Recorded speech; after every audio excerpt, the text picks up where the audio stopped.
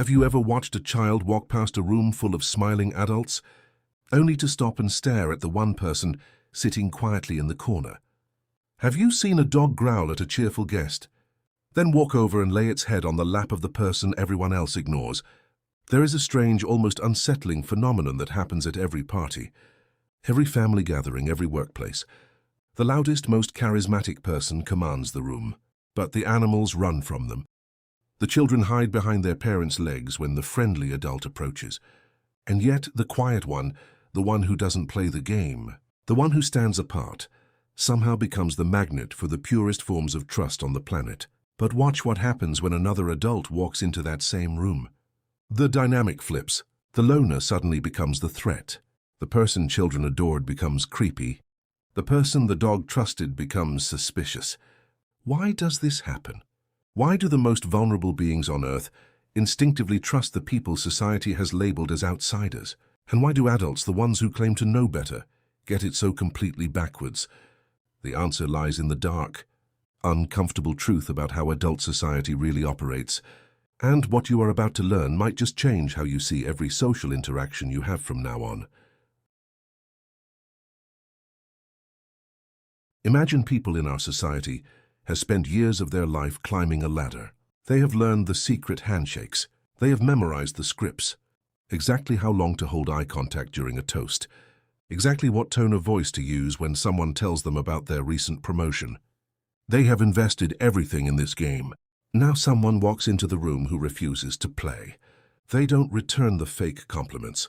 They don't care about your job title, your connections, or your social status. How does that make you feel? Adult society is built on a complex web of mutual debt. Favors owed, social validation exchanged, secrets shared and guarded, reputations built and defended. According to social exchange theory, human interactions are fundamentally guided by weighing costs and rewards. People seek to maximize their rewards while minimizing their costs, and they tend to feel obligated when they receive rewards. This system creates a debt incurs dynamic, where every social interaction is a transaction. Most adults derive their power, their security, and even their identity from their position within this web. They know the rules. They know what happens if they break them. They have invested years, sometimes decades, in learning how to navigate this invisible architecture. When a loner enters the room, they signal something terrifying. They signal that they do not need the web. They are not looking for validation. They are not seeking approval. They are not playing the game. To the adult brain, this is not just unusual. It is an existential insult. By being self-sufficient, the loner subconsciously tells the group, "Your social currency has no value to me. The things you have spent your entire life chasing mean nothing. The status you fight for, the connections you maintain, the masks you wear, all of it worthless." This triggers something primal in the adult psyche. Defensive aggression. The group must reject the loner before the loner's very existence exposes the absurdity of the game they are all playing. Because if the loner is right, if the web truly is meaningless, then what has their entire life been for? Psychologists have studied this phenomenon extensively. Research on rejection sensitivity shows that individuals who experience early rejection often develop heightened sensitivity to social threats, leading them to anxiously expect and readily perceive rejection in social situations. The loner triggers this sensitivity precisely because they do not provide the normal social cues that signal safety and belonging. Children do not have this problem. A child does not care about your job title. A child does not care about who you know or what you have accomplished. A child has not yet been indoctrinated into the religion of social currency. They only care about one thing: immediate reliability. Is this person predictable? Is this person consistent? Is this person real? The loner's lack of a game makes them the most reliable person in the room. Their behavior is consistent, not transactional. They do not compliment when they want something.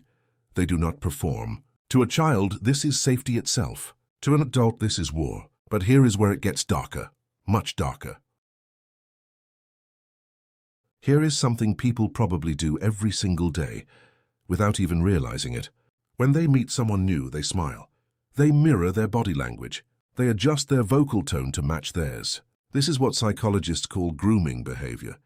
Not in the malicious sense necessarily, but in the technical sense. Grooming refers to the process of building rapport and trust with another person prior to any form of social exchange. It involves the use of signals designed to reduce the other person's defenses and create a sense of connection. These signals include excessive eye contact, mirroring gestures, high-pitched vocal variety, emphatic expressions like "how are you" and "nice to meet you," and a whole host of other micro-behaviors that most people never consciously notice. Here is the uncomfortable truth. Adults have been conditioned to trust these grooming signals. We mistake friendliness for safety. We mistake charisma for character. We mistake the performance for the person. Think about every time you have been charmed by someone who later turned out to be manipulative. Think about every time you trusted the loudest person in the room, only to realize they were the most dangerous. You were fooled by the signals. Animals and children are not fooled. In fact, they perceive these hyper-friendly signals exactly as what they often are, a form of predatory mimicry. In the natural world, predators use mimicry to lure prey. A deep-sea anglerfish dangles a glowing light to attract smaller fish. A hunting spider vibrates a web to mimic a trapped insect. A bird caller mimics the sound of a mate to draw in its target. To a child or an animal, the overly friendly adult is not friendly at all. They are a predator wearing a mask of warmth. The excessive eye contact is not connection, it is surveillance. The loud laughter is not joy, it is a hunting call. The constant mirroring is not empathy, it is a trap being set. Dogs in particular are extraordinarily sensitive to human emotional states. Research has shown that dogs can read human emotions with remarkable accuracy, often better than other humans can. They can sense when a person is genuinely calm versus when they are performing calmness. They can detect the subtle physiological changes that accompany deception. The loner's stillness is something entirely different. It is a zero signal. No performance, no manipulation, no hidden agenda. In nature, a zero signal is often safer than a high-frequency, potentially deceptive signal. A quiet animal in the forest might be sleeping. A loud animal might be calling for help or luring prey. The brain that has evolved to survive prioritizes the predictable over the flashy every single time. Children operate on the same principle. They may not have words for it, but they feel it in their bones. The quiet adult does not overwhelm their senses. The quiet adult does not demand their attention. The quiet adult does not try to win them over with exaggerated friendliness. The quiet adult simply exists, and in that simple existence the child feels something rare, authenticity. But wait, if the loner is so trustworthy, so authentic, so safe, then why do adults react with such hostility?